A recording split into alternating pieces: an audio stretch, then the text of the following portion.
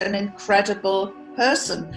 At the end of 2 years, I ended up embracing Islam, and it wasn't a great leap of faith. I'm still praying to the same God. I just do it in a more disciplined way.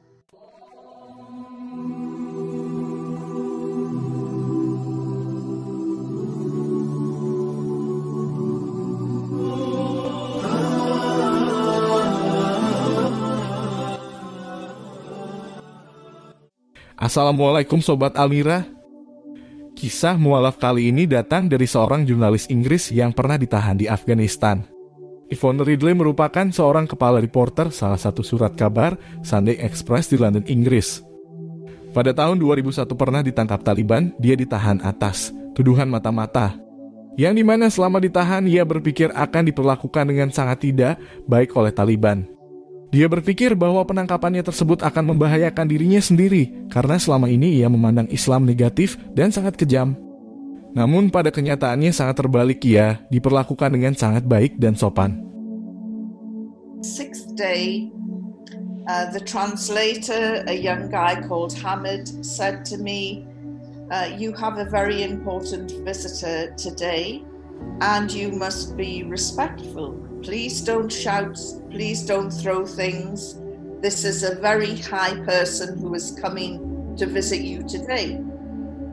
And I said, "Who is it?" And he said, "I can't say." And I said, "Is it Mullah Omar? Or is it Osama bin Laden? Who is it?" And he said, I can't say. So off he went, and about 15 minutes later, there was a knock on the door.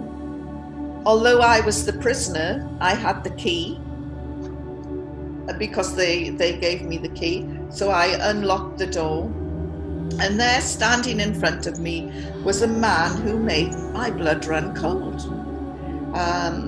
He was wearing an ivory gown that went right down to the floor, an ivory turban. He had a light brown beard and brown eyes, and his complexion was something that I'm looking at him and I'm thinking, is he wearing makeup? Because his face was shining, but the light wasn't shining on him, it was shining out of him. And I've never seen anything like this before. And I learned later that what I was seeing was the nur on this person's face. So I'm looking at this man. It was obvious that he was a religious cleric.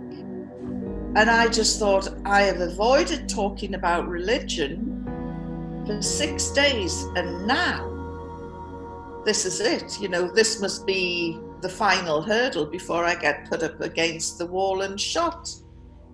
So he came in and we sat down.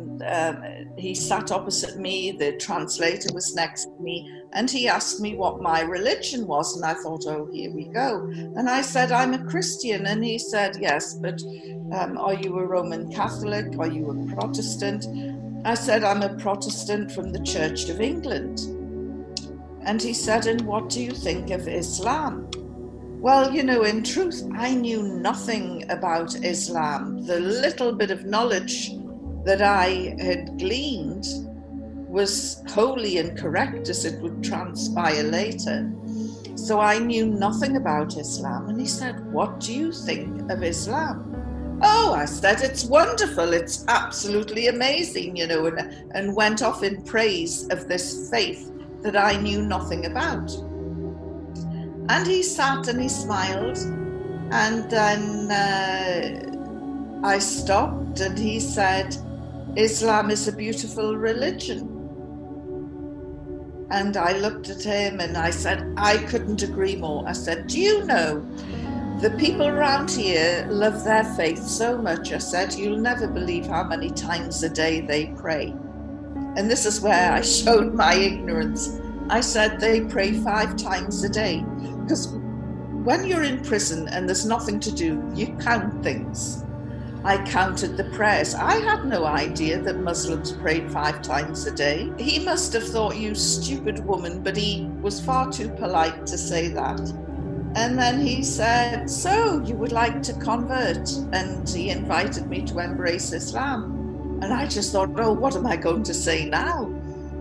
If I say yes, he'll say, you insincere, fickle woman, take her away and have her stoned.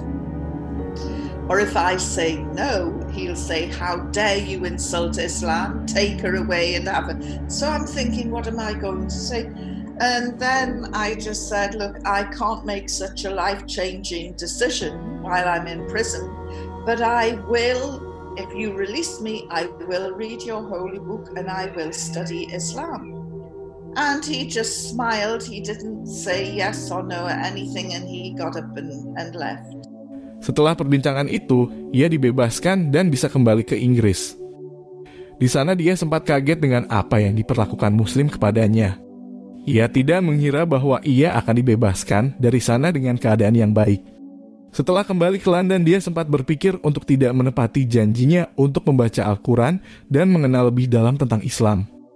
Namun sebagai seorang jurnalis tentunya ia harus memiliki banyak wawasan termasuk budaya Islam. Ia pun mencoba membawa terjemahan Al-Quran dan ia menemukan suatu hal yang mengubah hidupnya.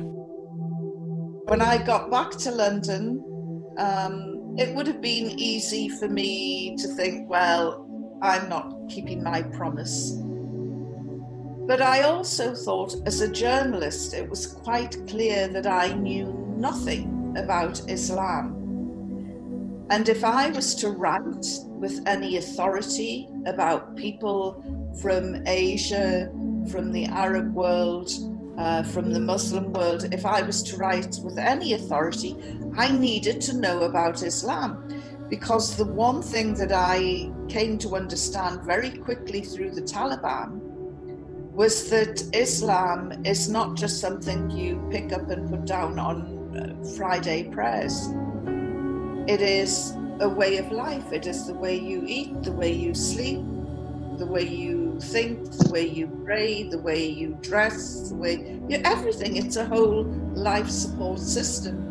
And so as a duty to myself as a journalist to be informed, as well as giving a promise to the Taliban, I started reading Islam. It was a very slow process. I didn't tell my colleagues that I was reading about Islam. It took about 2 years, but the journey very quickly turned from being an educational one into a spiritual one, because when I started reading the Quran, it was easy. The English translation I was given was by a Yusuf Ali, and there was supplementary notes to all of the ayats. I also started to read about this man Muhammad, the founder of Islam, and I was amazed by what I read, and back in 2001, I had never heard of him. And of course now, our beloved Prophet Muhammad sallallahu alaihi wasallam is a role model as contemporary. He's a man of the 21st century, as he was back in the 7th century, an incredible person. At the end of 2 years, I ended up embracing Islam, and it wasn't a great leap of faith. I'm still praying to the same God. I just do it in a more disciplined way. Itulah kisah mualaf seorang jurnalis asal Inggris. Semoga kita dapat mengambil manfaat dari video ini. Jangan lupa like dan subscribe. Terima kasih dan sampai jumpa di video berikutnya.